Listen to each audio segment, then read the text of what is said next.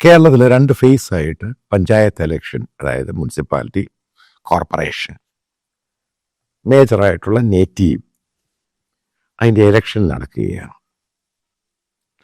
2024 parliament ഇലക്ഷനുമായി ബന്ധപ്പെട്ട് 2025 ഈ ഇലക്ഷന് എന്തൊക്കെയാണ് എഡ്ജ് കിട്ടാൻ സാധ്യത?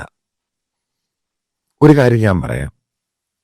കേരളത്തിൻ്റെ ചരിത്രം എടുക്കുകയാണെങ്കിൽ ഈ പഞ്ചായത്ത് നഗരപാലിക ഇലക്ഷൻ എപ്പോഴും മുൻകൈ വരുന്നത് ഇടതുപക്ഷത്തിനാണ്. കാരണം അവർക്കാണ് കേരളത്തിൽ ഏറ്റവും നല്ല ഇലക്ഷൻ മൈക്രോ മാനേജ്മെൻ്റ് ഉള്ളത്. അതാണ് ഇതിൻ്റെ പ്രധാന കാരണം. ബൂത്ത് തലം മുതൽ വാർഡ് തലം മുതൽ ഓരോ വീടുകൾ കേന്ദ്രീകരിച്ച് അവരൊരു കേഡർ പാർട്ടി ആയതുകൊണ്ട് അവർക്ക് ഓരോ വോട്ടേഴ്സിനെയും കണക്ട് ചെയ്യാൻ സാധിക്കും. അതിനേക്കാൾ രണ്ടാമത്തെ ഫാക്ടർ എന്ന് പറയുന്നത് അവരുടെ രാഷ്ട്രീയക്കാർ, പ്രത്യേകിച്ച് CPM പ്രവർത്തകർക്ക് അവിടെ ഓരോ വില്ലേജിലും ഓരോ വീടുകളിലും ആ കുടുംബത്തിൽ ആരൊക്കെയുണ്ട് അവരുമായിട്ടൊക്കെ നല്ല ബന്ധമുണ്ട്. ഈ 2 റീസണാണ് ഈ പഞ്ചായത്തിൻ്റെ മുനിസിപ്പാലിറ്റി കോർപ്പറേഷൻ ഇലക്ഷന് കേരളത്തിൽ ഇടതുപക്ഷം, പ്രത്യേകിച്ച് CPMന് ഒരു എഡ്ജ്, ഒരു അഡ്വാൻറ്റേജ് എപ്പോഴും കിട്ടുന്നത്. അതുകൊണ്ടാണ് അവർ ഏറ്റവും കൂടുതൽ ആ സീറ്റുകളിൽ വിജയിക്കുന്നത്. അവർക്കെതിരെ പല ആരോപണം വന്നു കഴിഞ്ഞാൽ തന്നെയും ഈ അവരുമായിട്ട് ജനങ്ങളുടെ ഇൻട്രാക്ഷൻ ഉണ്ട്. ആ ഇൻട്രാക്ഷൻ ഉണ്ട്, കാരണം ഡെയിലി ഇൻട്രാക്ഷനാണ്. അതുകൊണ്ടാണ് അവർക്ക് ആ എഡ്ജ് കിട്ടുന്നത്. അതിനകത്തോട്ട് കോൺഗ്രസ് പലപ്പോഴും പല രീതിയിൽ കയറാൻ ശ്രമിച്ചപ്പോഴും ചില ഭാഗത്തൊക്കെ സക്സസ് ആയിട്ടുണ്ട്. മറ്റേ വലിയൊരു സംഭവങ്ങളിലും, അതായത് വലിയൊരു കേരളത്തിൻ്റെ ആകപ്പാട്, അതായത് ടോട്ടൽ എടുത്തു കഴിഞ്ഞാൽ കോൺഗ്രസിനോ ഇടതുപക്ഷത്തിനോ കാര്യമായ ചലനം, അതായത് പിടിച്ചു മാറ്റി അവരെ മുഴുവനും തോൽപ്പിക്കാനൊന്നും കഴിഞ്ഞിട്ടില്ല. ഇനി കഴിയുമെന്ന് എനിക്കത്ര വിശ്വാസവുമില്ല. ഞാൻ ഈ ഇലക്ഷന് കാണുന്ന പ്രധാനപ്പെട്ട ഒരു കാര്യം, അതായത് വരാൻ പോകുന്ന 2026 നിയമസഭാ ഇലക്ഷന് മുമ്പ് 2024 നടന്ന പാർലമെന്റ് ഇലക്ഷന് BJPക്ക് ഒരു അഡ്വാൻറ്റേജ് എഡ്ജ് കിട്ടി. ആ രീതിയിൽ ഈ പഞ്ചായത്ത് ഇലക്ഷനിൽ ജനങ്ങൾ ആ രീതിയിലൊരു ചിന്തയും കൂടെ ചിന്തിച്ചു കഴിഞ്ഞാൽ കൃത്യമായിട്ട് ഞാൻ പറയാം, BJPക്ക് പല കോർപ്പറേഷനും പലയിടത്തും ജയിക്കാൻ സാധിക്കും. പ്രത്യേകിച്ച് തിരുവനന്തപുരം ജയിക്കാൻ സാധിക്കും. തൃശ്ശൂർ അവർ നല്ലപോലെ, അതായത് അവിടെ UDFും LDFും തമ്മിലുള്ള ഫൈറ്റാണ്. അവിടെയും വലിയ രീതിയിൽ എഡ്ജ് കിട്ടാൻ സാധിക്കും. മറ്റു പല ഭാഗങ്ങളിലും, അതായത് മനസ്സിലാക്കേണ്ടത് പഴയ BJP അല്ല കേരളത്തിലെ ഇന്നത്തെ BJP. അത് 2024 പ്രൂവ് ചെയ്തു. അതായത് മനസ്സിലാക്കേണ്ട, കഴിഞ്ഞ 10 വർഷം കൊണ്ട് കേരളത്തിലെ മെജോറിറ്റി ആയിട്ടുള്ള ഹിന്ദു കമ്മ്യൂണിറ്റിയിലെ നായർ വോട്ടുകൾ മെജോറിറ്റി അവർ BJPക്കാണ് വോട്ട് ചെയ്യുന്നത്. പക്ഷെ ഹിന്ദു കമ്മ്യൂണിറ്റി, ഈഴവ കമ്മ്യൂണിറ്റിയിലുള്ളവർ CPMൻ്റെ വോട്ട് ബാങ്കാണ്. ഇപ്പം 2024 ഈ വോട്ട് ബാങ്കിന് വലിയ ചലനമുണ്ടാക്കി. ആ ചലനമുണ്ടാക്കിയപ്പോഴാണ് BJPയുടെ പല കാൻഡിഡേറ്റും, ഇൻക്ലൂഡിങ് ആറ്റിങ്ങൽ, അവിടെ മുരളീധരൻ അത്രയും വോട്ട് പിടിച്ചതിൻ്റെ പേരിലാണ് അടൂർ പ്രകാശ് ജയിക്കുന്നത്. അതാണ് അതിൻ്റെ കാരണം. ശോഭാ സുരേന്ദ്രൻ അത്രയും വോട്ട് പിടിച്ചു, തൃശ്ശൂർ ജയിച്ചു. മറ്റ് പല കോൺസ്റ്റിറ്റ്യുവൻസിനും അസംബ്ലി സെഗ്മെന്റിലും ഇവര് കാര്യമായ രീതിയിൽ വോട്ട് പിടിച്ചു. അത് വോട്ട് പിടിച്ച BJPയുടെ RSSന്റെ വോട്ടല്ല ഇത് ബേസിക്കലി ഉണ്ടായിരിക്കുന്ന BJPക്ക് മോദിയുടെ BJPയും RSSന്റെ BJPയും ഭയങ്കര വ്യത്യാസമാണ്. മോദി വന്ന ശേഷം 2-3 വർഷം കഴിഞ്ഞ ശേഷം അദ്ദേഹം ഈ RSSന്റെ ക്ലച്ചസിൽ നിന്നും ഈ BJPയെ മാറ്റാൻ ശ്രമിച്ചു. അതാണ് ഉണ്ടായത്. അതിൻ്റെ പേരിൽ പിന്നെ പ്രശ്നങ്ങളൊക്കെ ഉണ്ടായി. ബീഹാർ ഇലക്ഷൻ എടുത്തു നോക്കുക. അവിടെ ഹിന്ദുത്വ എന്നൊരു വാക്ക് BJP ഉപയോഗിച്ചിട്ടില്ല. ജയിച്ചില്ലയോ? ഹിസ്റ്റോറിക്കൽ ജയം കിട്ടിയില്ലേ?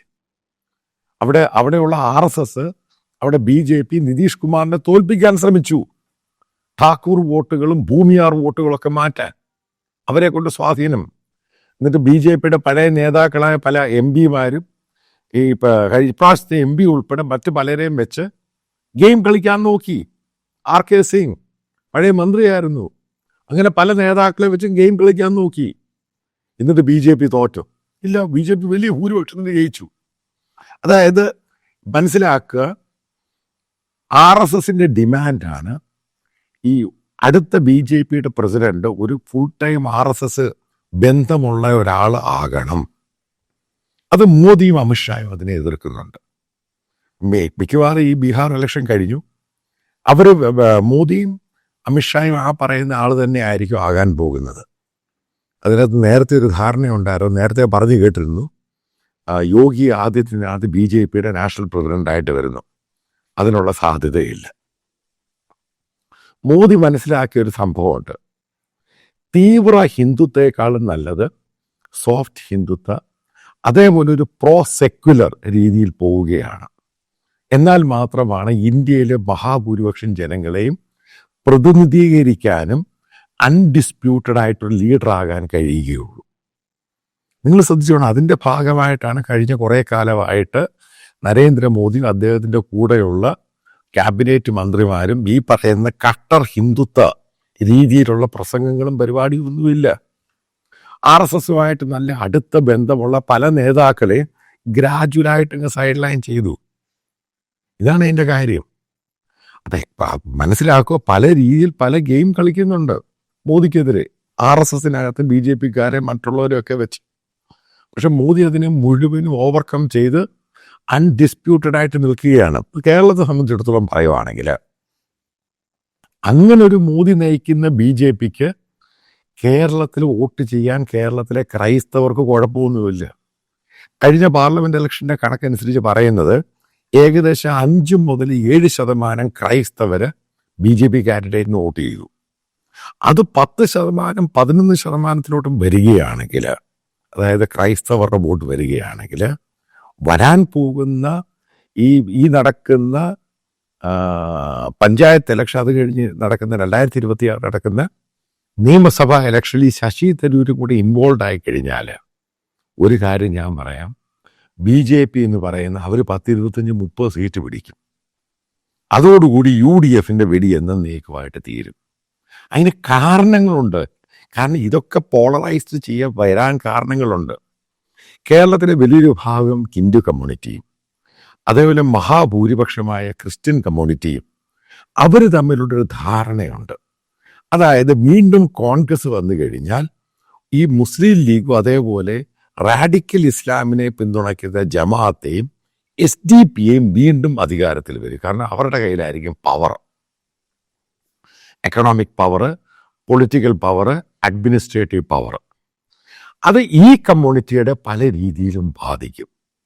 ഇതൊക്കെ ഡിസ്കഷൻ നടക്കുന്നുണ്ട്. ശരിക്കും ഈ ഇസ്രായേൽ, ഗാസ, കേരളത്തിലെ ക്രൈസ്തവരെ വെർട്ടിക്കലായിട്ട് ചിന്ന് മാറ്റിയെടുത്തു. അത് പിന്നെന്തിനാണ് കോൺഗ്രസിന് വോട്ട് ചെയ്യുന്നത്? എന്തുകൊണ്ട് BJPക്ക്, മോദി നയിക്കുന്ന BJPക്ക് വോട്ട് ചെയ്തുകൂടാ? സ്വസ്ഥമായിട്ട് കഴിയുക. ഇന്ത്യയിൽ ഈ പറയുന്ന പോലെ ടെറർ, അതിനെ പൂർണ്ണമായിട്ട് എതിർക്കുന്ന മോദിയാണ്. ഈ ടെററും ജിഹാദും എന്ന് പറയുന്ന വലിയ ഇഷ്യൂ ആണ് ഗ്ലോബലായിട്ട്.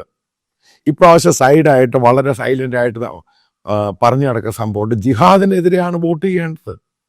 2026 ഇലക്ഷനിൽ അത് പൂർണ്ണമായിട്ടും കയറി വരും. വോട്ട് ചെയ്യേണ്ടത് ജിഹാദിനെതിരെയാണ്.